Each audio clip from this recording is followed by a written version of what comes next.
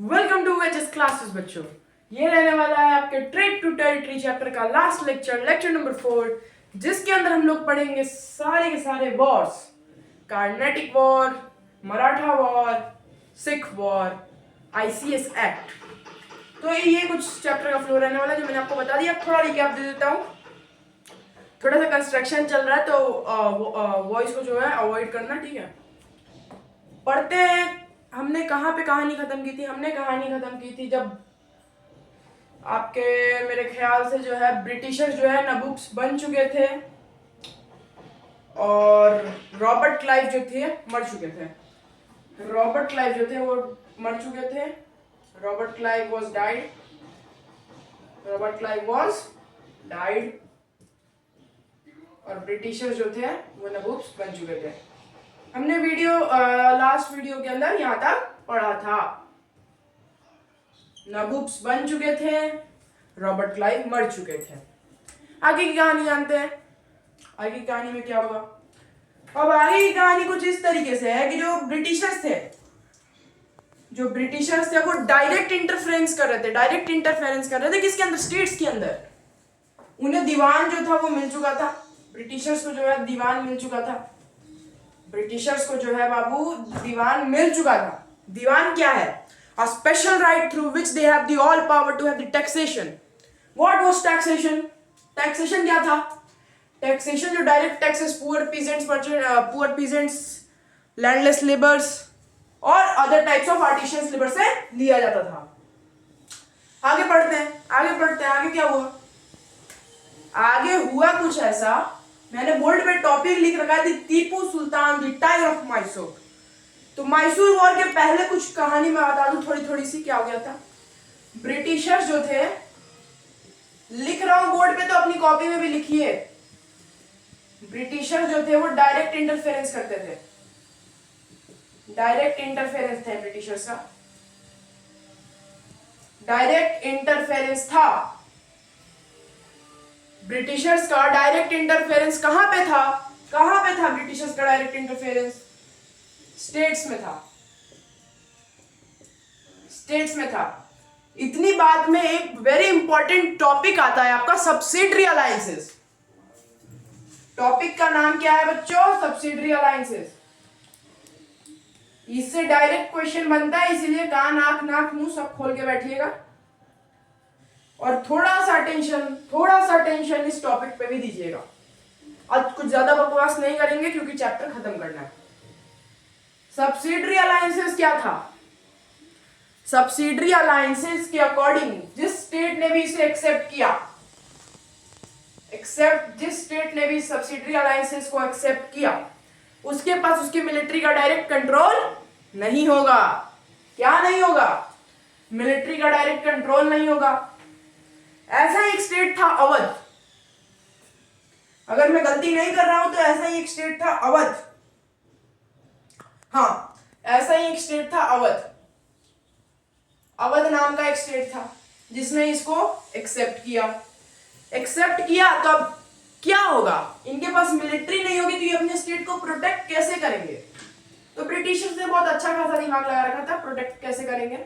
उन्होंने ये बोला कि भाई देखो, आप अपनी मिलिट्री मत रखो, आप हमसे मिलिट्री लो। आप अपनी मिलिट्री मत रखो, आप हमसे मिलिट्री लो। ब्रिटिशर्स ने बोला प्रोटेक्शन तो हम देंगे, लेकिन यू हैव टू टेक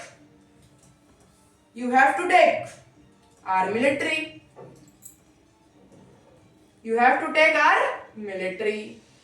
इतनी बात समझ में आई तो लिखो हाँ आई। तो चलो आगे बढ़ते हैं। You have to take our military. ये ब्रिटिशर्स का कहना था कि आपको हमारी मिलिट्री लेनी पड़ेगी भाई। अब ब्रिटिशर्स, जहां तक हमने चैप्टर पढ़ा, आपको ये सब समझ में आ गया होगा कि ब्रिटिशर्स कितने लालची थे। बिना एक पैसे का भी वो किसी को कुछ देने वाले नहीं थे, ना कुछ लेने वाले थे।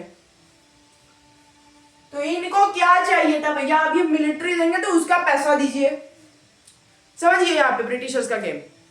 उन्होंने बोला कि आपके पास मिलिट्री नहीं रहेगी, सब्सिडरी अलायंस एक्सेप्ट करना पड़ेगा, उसके बदले चाहिए इनको रिवेन्यू। क्या चाहिए? रिवेन्यू चाहिए। मिलिट्री दे रहे हैं तो मिलिट्री का रिवेन्यू चाहिए इन्हें। ठीक है, आगे बढ़ते हैं। आगे क्या हुआ, थोड़ा सा इरेज कर लो, इरेज कर लेता हूं और आगे की कहानी बताता हूं। अब देखिए, अगर आप फेल हो गए, अगर आप रिवेन्यू देने में फेल हो गए तो भैया पॉलिसीज बड़ी हार्श थी इनकी। क्या हार्श पॉलिसीज थी सब्सिडरी अलायंसेस की? सब्सिडरी अलायंसेस की क्या हार्श पॉलिसीज थी? सब्सिडरी अलायंसेस की क्या हार्श पॉलिसीज थी? इफ, पहला पॉइंट लिखिए कॉपी में, इफ एनी स्टेट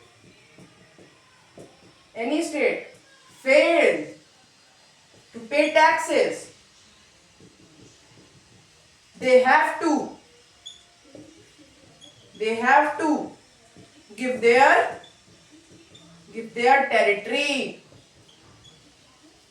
टेरिटरी देना पड़ जाता था अपना। बात समझ में आई?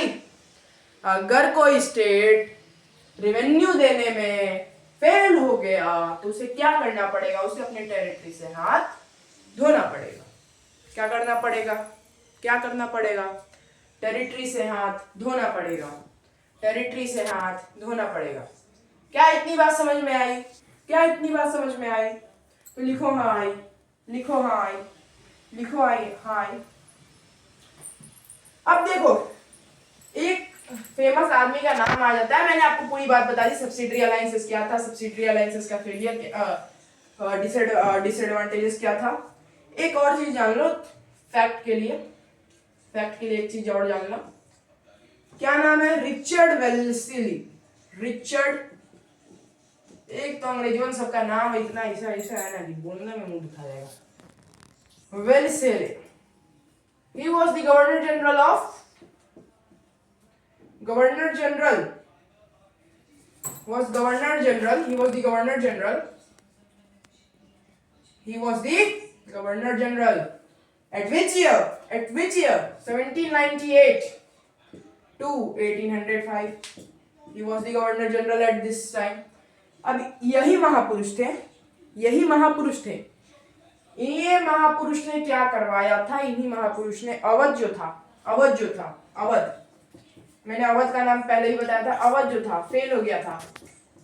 क्या देने में? टैक्स देने में अवध फेल हो गया तो उसको टेरिटरी देनी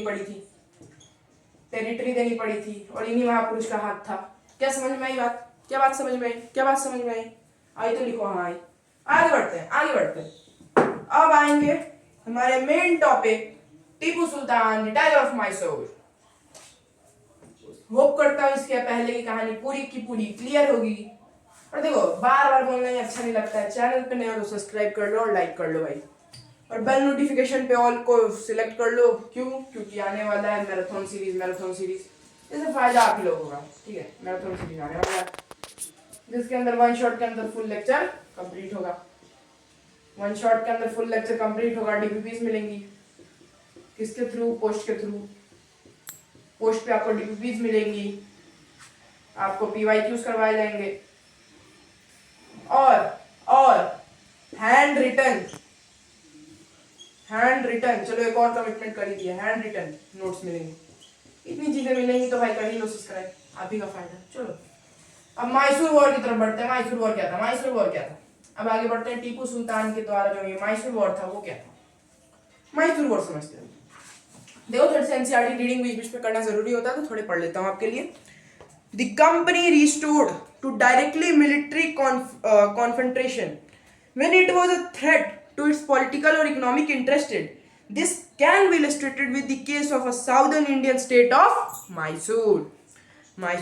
Mysore had grown in strength under the leadership of powerful rulers like Hyder Ali, नाम याद रखना, ruled from 1761 to 1782, and his famous son Tipu Sultan। पढ़ा होगा सब, ये फ्लो चार्ट के फॉर्म में यहाँ पे लिखा रहेगा तो कॉपी में लिखते रहना। ठीक है, आगे पढ़िए।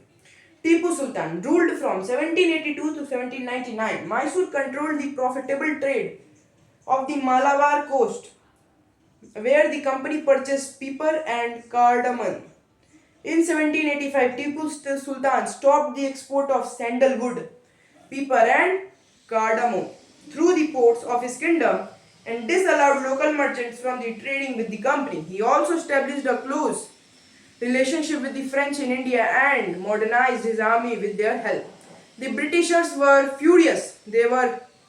They saw Hyder and Tipu as ambitious, arrogant and dangerous rulers who had to be controlled and crushed. 4 wars were fought with Mysore: 1767 to 1769, 1780 to 1784, 1790 to 1792 and 1799. देखो थोड़ा कंस्ट्रक्शन चल रहा है आसपास में, तो आवाज को जो है अवॉइड करना, ठीक है. Only in the last, the Battle of Seringapatam, did the company ultimately with a victory. Tipu Sultan was killed defending his capital Seringapatam. Mysore was placed under the former ruling dynasty, the Wadiyars, and subsidiary alliance was imposed on the state. The legend of Tipu, थोड़ा सा ये legend of Tipu भी पढ़ दे रहा हूँ. सुना NCERT पढ़ने से आधी चीज आपके माइंड में क्लियर हो जाती है, आधी चीज क्लियर हो जाती है और आधी चीज मैं यहाँ पे लिख के क्लियर कर देता हूँ. सुना क्या बात है. एक दो चीज इसमें कॉमन है, ये टीपू का टाइगर और Tipu the legend of Tipu. सुना. Kings are often surrounded by the legend and his power glorified through folklore. Folklore होता है मतलब उनकी जो टेरिटरी के बीच में जो मिलिट्री कुप्स होते हैं उनको फॉल्कलोर बोलते हैं, ठीक है. Here is the legend about Tipu Sultan, who became the ruler of Mysore in 1782. It's said that once he went hunting in the forest with a French friend. There he came face to face with a tiger. His gun did not work and Daged fell to the ground. He battled with the tiger unarmed until he managed to reach down and pick up the dagger. Finally, he was able to kill the tiger in the battle. After this came to be known as the Tiger of Mysore. He had the image of the tiger on his flag. ठीक है, इतना चीज clear है. चलिए अब समझते हैं क्या होगा. सबसे पहले नाम सुनिए, दी Tipu Sultan, the tiger of Mysore. पहले नाम समझते हैं कि नाम क्या है, नाम कैसे क्या है. टीपू सुल्तान किसके सन थे? He was son of Haider Ali. Haider Ali कहाँ का रूलर था? मैसूर का रूलर था. समझे? टीपू सुल्तान दी टाइगर ऑफ मैसूर क्यों बोला जा रहा है? क्योंकि वो मैसूर के रूलर थे. टाइगर ऑफ मैसूर क्यों बोला जा रहा है? मैंने कुछ देर पहले कुछ पढ़ा था, आपको नहीं समझ में आया, मैं यहाँ बता दे रहा हूँ क्यों हुआ था. हैदर अली ने कब से कब तक रूल किया था? 1761. मैं लिख देता हूँ 1761 टू 1782. ये इनका शासन था. और हैदर अली का इंसान का नाम क्या था? टीपू सुल्तान था. इतनी बात क्लियर हुई तो लिखो क्लियर है. Mysore control the profitable trade to the Malabar coast. देखिए अब मैसूर जो जगह है ये कुछ मालाबार के पास पड़ता है. मैसूर जो जगह है वो मालाबार के पास पड़ता है, मालाबार कोस्ट के पास पड़ता है. यहाँ से क्या होता था? एक प्रॉफिटेबल ट्रेड होता था. अब क्या चीज का ट्रेड होता था?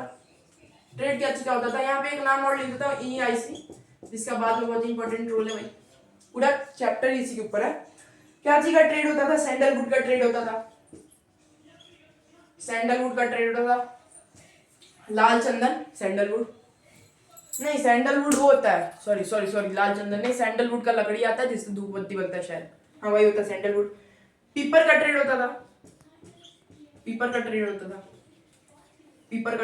था. और कार्डामोम का ट्रेड होता था. इतना चीज समझ में आया. अब इसके बाद पता चलेगा कि मेन जो है मैसूर वॉर हुई क्यों थी. चलिए अब आगे बढ़ते हैं. होता क्या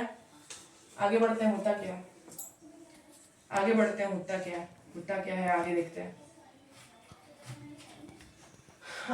हैं क्या होता है. मैसूर वॉर क्यों होती है? अब यहाँ पे सब सिंपली मैं एक वर्ड लिखता हूँ, ट्रेड. पूरी कहानी यहीं की है. अगर आपको याद हो तो पहला लेक्चर जिसने भी अटेंड किया होगा उसको ये चीज पता होगी कि कुछ ट्रेडिंग के लिए कंट्रीज आई थी इंडिया के अंदर. उनमें से 2 इंपॉर्टेंट कंट्री का मैं नाम लिख देता हूँ. एक है फ्रेंच, दूसरी है इंग्लैंड.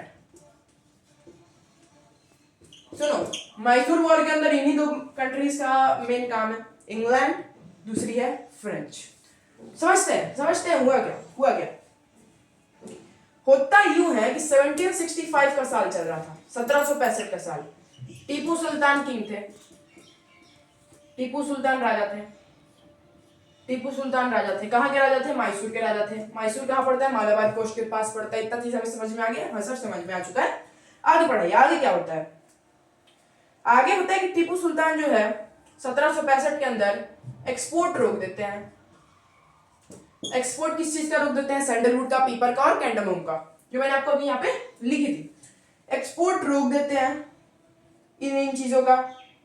और ये कहते हैं डिसअलाउड, कि disallowed local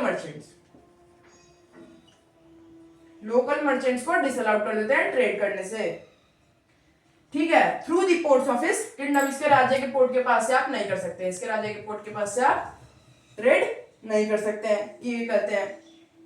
with the company, अब कंपनी मतलब ट्रेड करिएगा लेकिन कंपनी के साथ आप ट्रेड नहीं कर सकते। कौन सी कंपनी की बात हो रही है? EEIC, east India company, east India company. इन्होंने ट्रेड रोक दी, इसीलिए लड़ाई चालू हुई थी। मैसूर वॉर इसीलिए चालू हुई थी। 4 मैसूर वॉर हुई थी, 4 मैसूर वॉर हुई थी। और एक चीज यहीं पे लिख देता हूं। और ये जो है इन्होंने क्या किया? इन्होंने, टीपू सुल्तान ने क्लोज रिलेशनशिप किसके साथ बना लिया था? फ्रेंच के साथ बना लिया था। He made close relationship with French. इन्होंने क्लोज रिलेशनशिप बना लिया है, इनके साथ ट्रेड करेंगे, इनके साथ ट्रेड नहीं करेंगे, सीधी सी बात। अब देखते हैं आगे क्या हुआ। टीपू सुल्तान तो कह दिया भैया ट्रेड नहीं करेंगे, ट्रेड नहीं करेंगे। अब आगे लड़ाई होती है जिसके अंदर टीपू सुल्तान हारे हैं, सही बात है, हारे हैं। Britishers was furious, they saw Hyder and Tipu as ambitious. अब ब्रिटिशर्स लिख देता हूं मैं यहाँ पे बड़े बड़े अक्षरों में, ब्रिटिशर्स। इन्होंने टीपू सुल्तान को एम्बिशियस होकर देखने लगे, दुश्मन की तरह देखने लगे, इसीलिए 4 मैसूर वॉर लड़ी जाती है। 4 मैसूर वॉर लड़ी जाती है। ईयर्स देखिएगा 1767 टू 69, 2 साल, 67 टू 69 2 साल। अगला ईयर देखिएगा 1780 टू 84, 1780 टू 84 4 साल, 1790 टू 92, 1790 टू 92। तीसरी लड़ाई, चौथी लड़ाई कब हुई थी? एंड 1799। ठीक है, मतलब 1800 तक इन लोगों ने क्रश कर दिया था, कुचल दिया था। किसको? टीपू सुल्तान को इन लोगों ने कुचल दिया था। किसने कुचल दिया था? ब्रिटिशर्स ने टीपू सुल्तान को जो है क्रश कर दिया था। ठीक है, उसके बाद देखते हैं टीपू सुल्तान हारे क्यों थे। टीपू सुल्तान हारे थे अपने कैपिटल को बचाने के लिए, जिसका नाम क्या था? इनके कैपिटल का नाम क्या था? इनके कैपिटल का नाम था सेरिंगमपट्टम।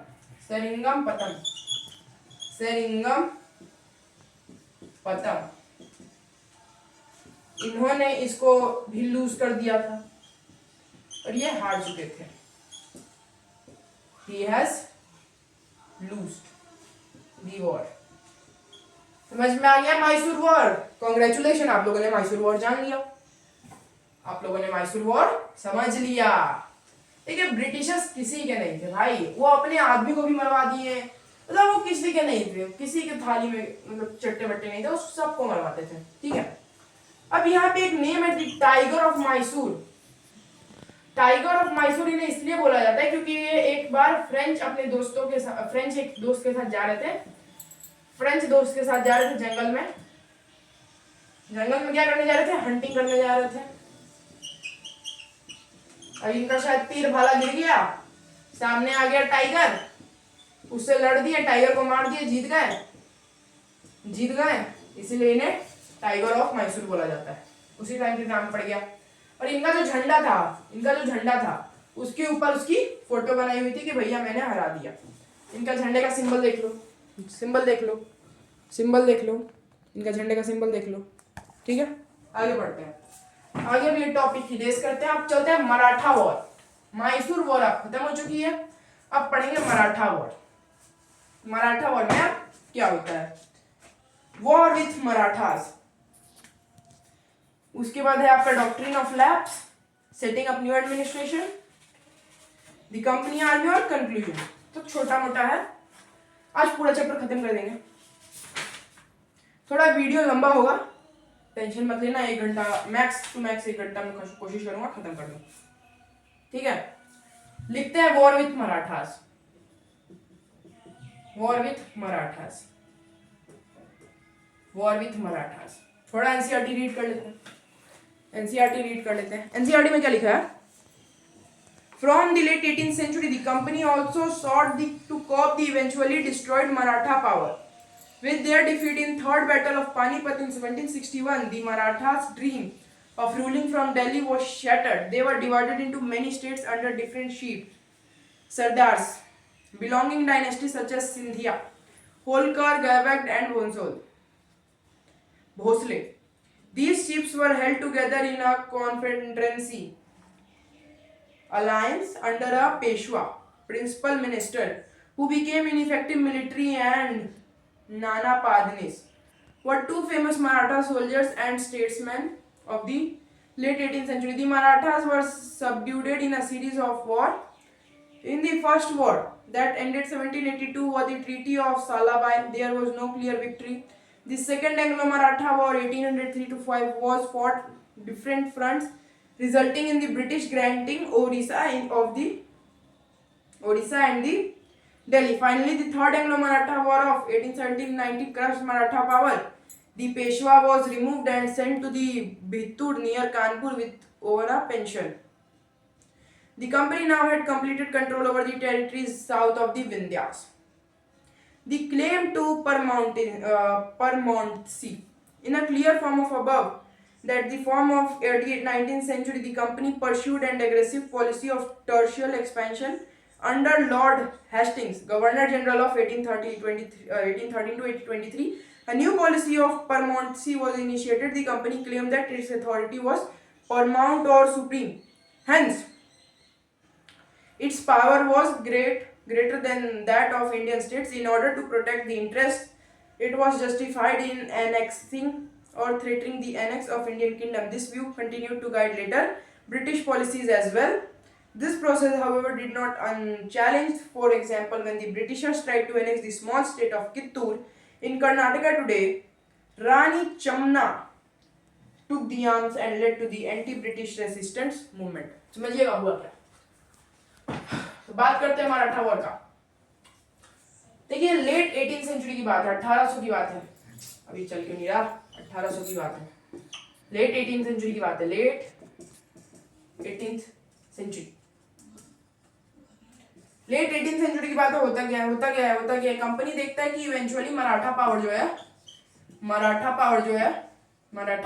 वो डिस्ट्रॉय हो चुका है। मराठा पावर जो है डिस्ट्रॉय हो चुका है, टूट चुका है। मराठा पावर जो है टूट चुका है। तो थर्ड बैटल ऑफ पानीपत, जो तीसरा युद्ध हुआ था पानीपत का, उसके वजह से है जो मराठा है वो टूट चुका है। Third Panipat battle in year 1761। ये सब चीज फोकस पॉइंट है जो मैं बोर्ड पे लिखता हूँ, लिखा भी करिए, ठीक है। आगे देखते हैं हुआ क्या। अब कंपनी ने देखा कि ये टूट चुका था, ये कुछ ग्रुप्स में टूटा था, कुछ डायनेस्टीज में टूटा था। डायनेस्टीज का नाम क्या था? डायनेस्टीज का नाम 3 डायनेस्टी में टूटा था। तीनों डायनेस्टी का नाम जान लीजिए।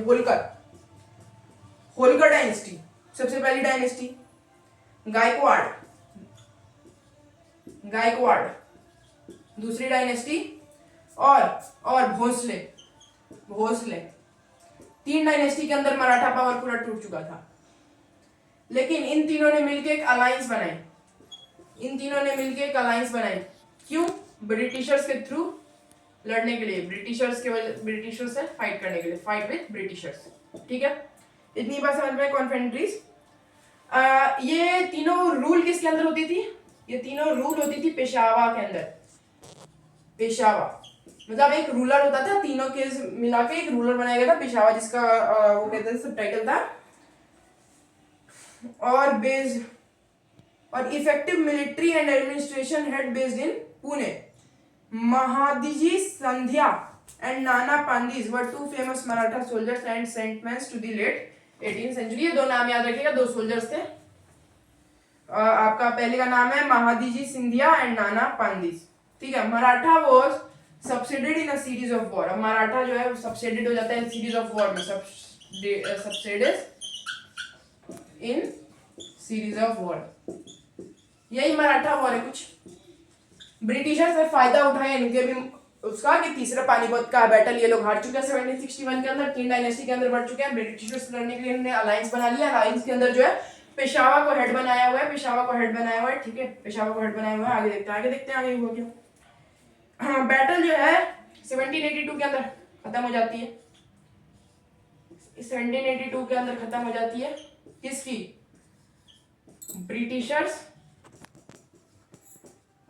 ब्रिटिशर्स एंड मराठास की battle.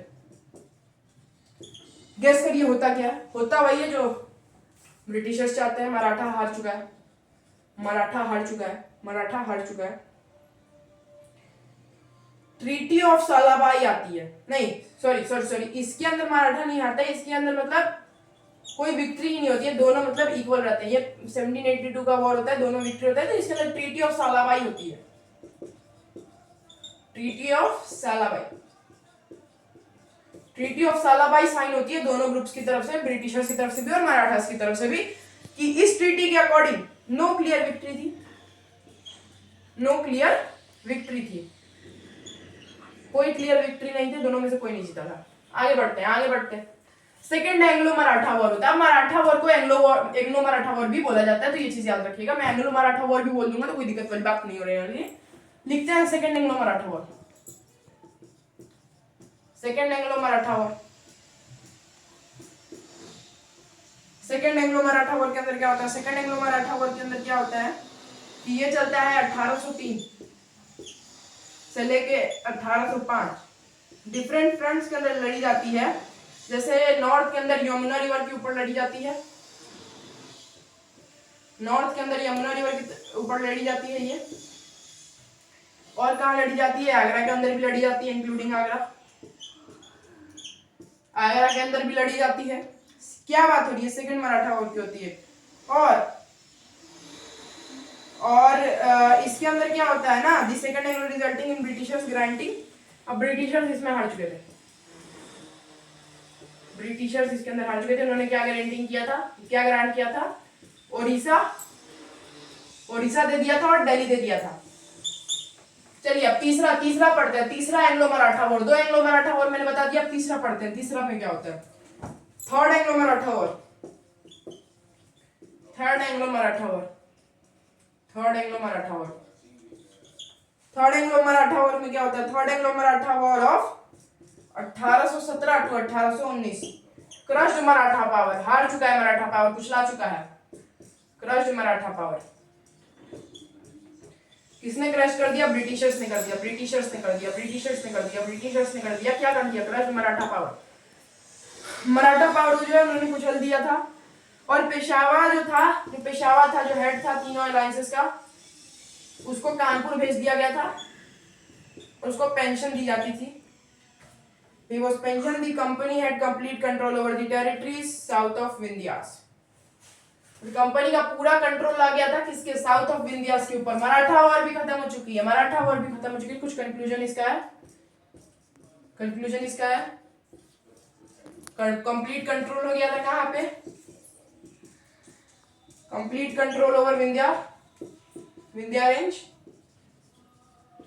Complete control over Vindhya range. और सब्सिडरी अलायंस लगा दिया था, सब्सिडरी अलायंस यहाँ पे भी लग चुका था। ये दो पॉइंट है, एनसीईआरटी में भी लिखे हुए हैं, देख लीजिएगा। आगे बढ़ते हैं। अब आगे कौन महापुरुष का नाम आएगा? The claim of paramountcy, claim of paramountcy आपका नेक्स्ट टॉपिक है। The claim of paramountcy, the claim of paramountcy, माउंटेसी। ये देखिए इस टाइम पे ये कब की बात हो रही है, 1813 टू लेके 1823 की बात हो रही है, 1813 की बात हो रही है। उस टाइम पे गवर्नर जनरल कौन थे?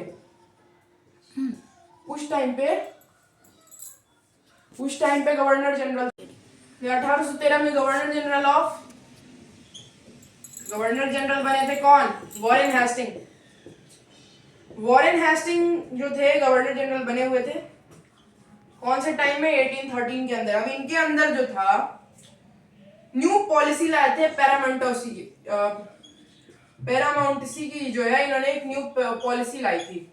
समझते हैं पैरामाउंटेसी की पॉलिसी में क्या था? गवर्नर जनरल बन चुके थे और वॉरेन हेस्टिंग, इनकी न्यू पॉलिसी के अंदर था, new policy of paramountcy initiated. Now the company claimed that its authority was paramount or supreme. अब अभी कंपनी क्लेम करती है कि इसकी जो है पॉलिसी हो चुकी है क्या? Company claimed that its policy is supreme और paramount.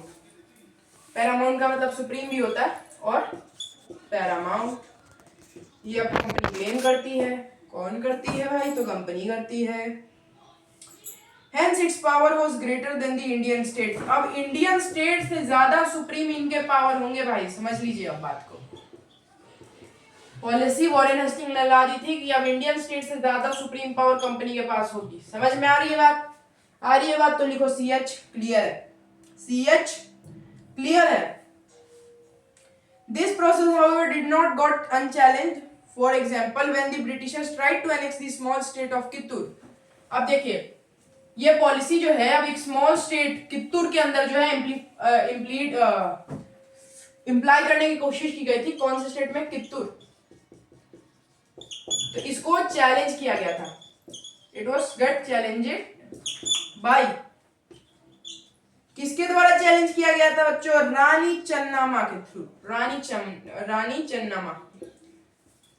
चन्नामा के थ्रू जो है चैलेंज किया गया था। कौन से पॉलिसी को? पैरामाउंटेसी की पॉलिसी को रानी चन्नामा के थ्रू चैलेंज किया गया था। Took 2 arms and led anti British resistant movement. इन्होंने 2 आर्म्स लिए और टुक 2 आर्म्स और एंटी ब्रिटिश मूवमेंट चला दिया। किसने? रानी चन्नामा ने। एंटी ब्रिटिश मूवमेंट कित्तूर के थ्रू चैलेंज किया गया। क्लेम ऑफ पैरामाउंटेसी को रानी चन्नामा के थ्रू उन्होंने एंटी ब्रिटिश मूवमेंट चला दिया, एंटी ब्रिटिश रेजिस्टेंट मूवमेंट। और क्या लगता है ब्रिटिश छोड़ेंगे? उनको अरेस्ट कर लिया गया था। She was arrested. कौन सी ईयर में अरेस्ट किया गया था? 1824। और कब मरी थी? And died in prison. Jail के अंदर ही मरी थी।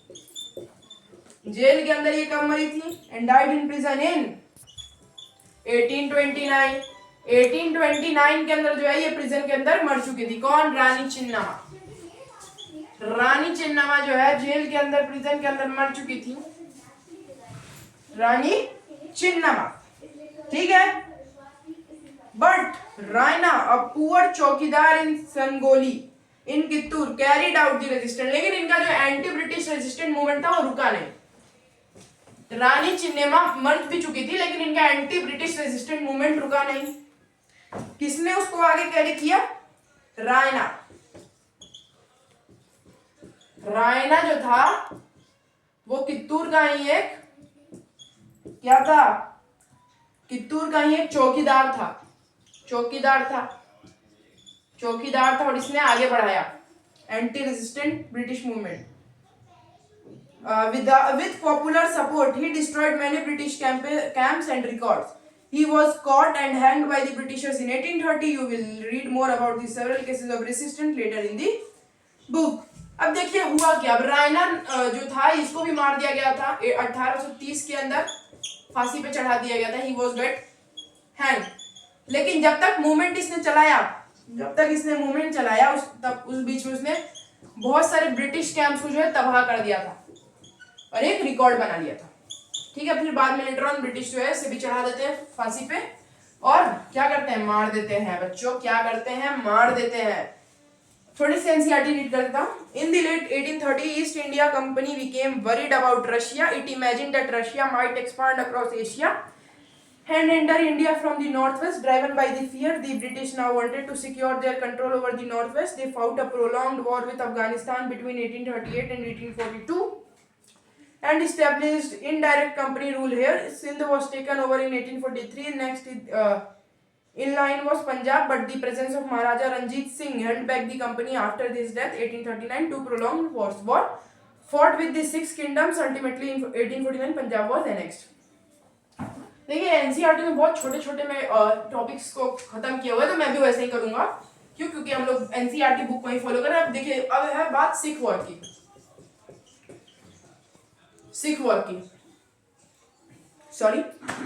बात है सिख वॉर की। ब्रिटिशर्स को था टेंशन, ब्रिटिशर्स को किसने दे रखा था टेंशन? भैया रशिया ने इन लोगों को टेंशन दे रखा था, कहीं वो नॉर्थ वेस्ट साइड से इंडिया के अंदर जो है एक्सपांड ना कर ले अपनी टेरिटरी को। इसीलिए ब्रिटिशर जो थे अफगानिस्तान से वॉर लड़ रहे थे, क्योंकि उन्हें रशिया को हराना था। अफगानिस्तान से वॉर लड़ रहे थे, तो उसी के बीच में होता है सिख वॉर होता है। सिख वॉर में भी सिख हार चुके थे। इतना छोटा भी एनसीईआरटी के अंदर लिखा हुआ है, तो वही भी बताऊंगा। सिख वॉर में ब्रिटिशर्स हार चुके थे,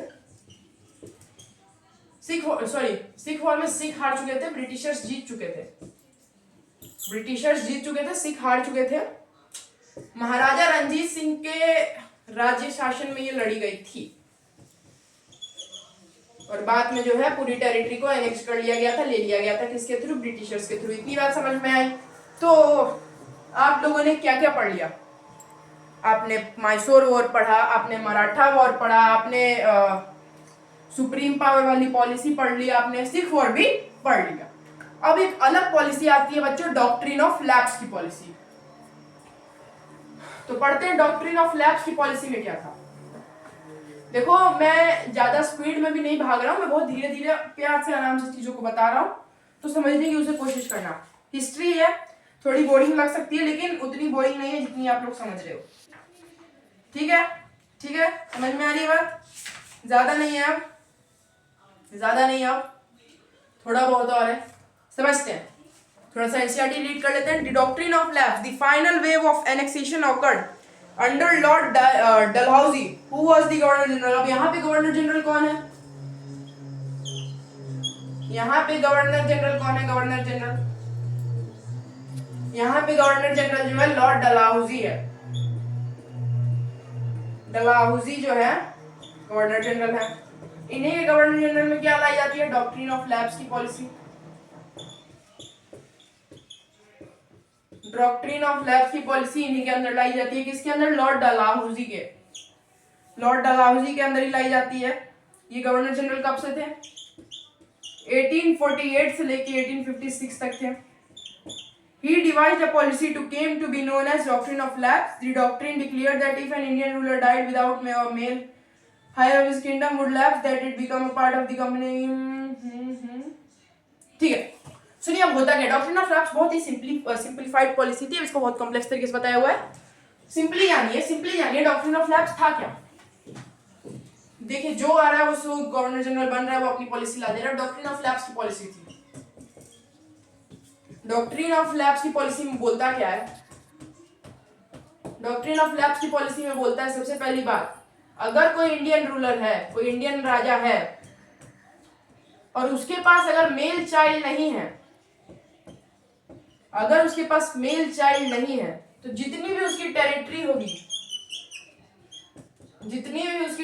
होगी वो किसके अंडर हो जाएगी? वो टेरिटरी हो जाएगी ब्रिटिशर्स के अंदर।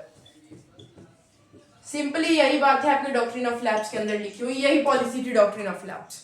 समझ में आ गया? तो लिखिए आ गया।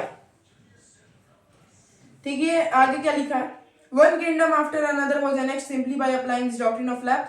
17 Sambalpur, Udaipur, Nagpur and Jhansi. Finally, in 1856, the company also took over Awadh. This time, the Britishers had an ardent argument. They said they were obliged by the duty to take Awadh in order to free the people from the misgovernment of the Nawab and raid, humiliating way in which the Nawab was disposed. The people of Awadh joined the Great Revolt, broke out 1857. अब portrait weeds ठीक है। देखिए अब होता क्या है, simply लिखा हुआ है कि एक के बाद एक टेरिटरी इन्होंने ले ली। कुछ टेरिटरी के नाम दिए हुए हैं, वो टेरिटरी के नाम मैं यहाँ पे लिख देता हूँ जो आपके एग्जाम में पूछे जा सकते हैं। पहली टेरिटरी है, बुलेट पॉइंट्स के अंदर लिखेंगे। पहली टेरिटरी का नाम क्या है? पहली टेरिटरी का नाम है सतारा। ये कब एनेक्स कर लिया गया था बच्चों? 1848 के अंदर ये एनेक्स हो गया था सतारा। दूसरी टेरिटरी का नाम है संबलपुर। ये कब एनेक्स कर लिया गया था? 1850 के अंदर। ये 1850 के अंदर एनेक्स हो गया था। अगली टेरिटरी का नाम है उदयपुर। ये कब ले लिया गया था? 1852 के अंदर। अगली टेरिटरी का नाम है नागपुर। अगली टेरिटरी का नाम है नागपुर। नागपुर कब ले लिया गया था? 1853 के अंदर। अगली टेरिटरी का नाम है झांसी। झांसी कब ले लिया गया था? 1854 के अंदर। क्या इतनी बात समझ में आई? ये सारी टेरिटरी ले ली गई थी, बाद में अवध ले लिया गया था। अवध का कुछ और रीजन इन्होंने बताया। इन्होंने बोला कि जो किंग था उसके मिस रूलर के कारण, अच्छे से गवर्न ना करने के कारण अवध को लिया गया था। बाद में रिवॉल्ट ऑफ 1857 हुआ, तो वो अलग चैप्टर में आपको पढ़ना है जो इसी बुक के अंदर दिया हुआ है। आपका अगला चैप्टर के बाद का एक चैप्टर है रिवॉल्ट ऑफ 1857, उसके अंदर आपको पढ़ना है मंगल पांडे के बारे में और बहुत चीजें, तो वो अगले चैप्टर में ही देखेंगे। सारे वॉर्स बाबू आप लोग के अब खत्म हो चुके हैं। अब आगे बढ़ते हैं। डॉक्ट्रिन ऑफ लैप्स पढ़ लिया आपने, पैरामाउंटेसी की क्लेम पढ़ लिया आप लोगों ने। अब जो है सब चीज तबाह वबाह करके अब न्यू एडमिनिस्ट्रेशन सेटअप करेगा। Setting up new administration. देखिए अब है कुछ नहीं चैप्टर में, बुक को करते हैं बंद और आपको आप चैप्टर का कंक्लूजन दे देते हैं। न्यू एडमिनिस्ट्रेशन के अंदर क्या होता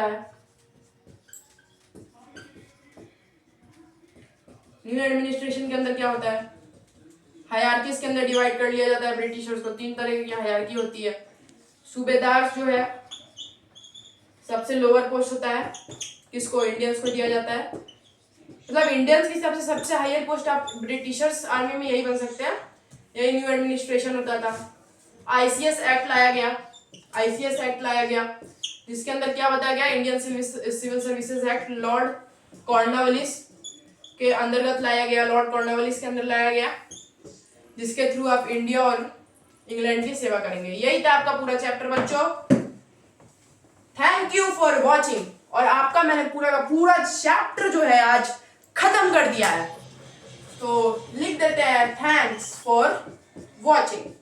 देखिए सीधी सी बात बोलेंगे, ज्यादा वीडियो लंबी भी नहीं होगी, मेरे ख्याल से 45 मिनट की या फिर 50 मिनट की वीडियो बनी होगी।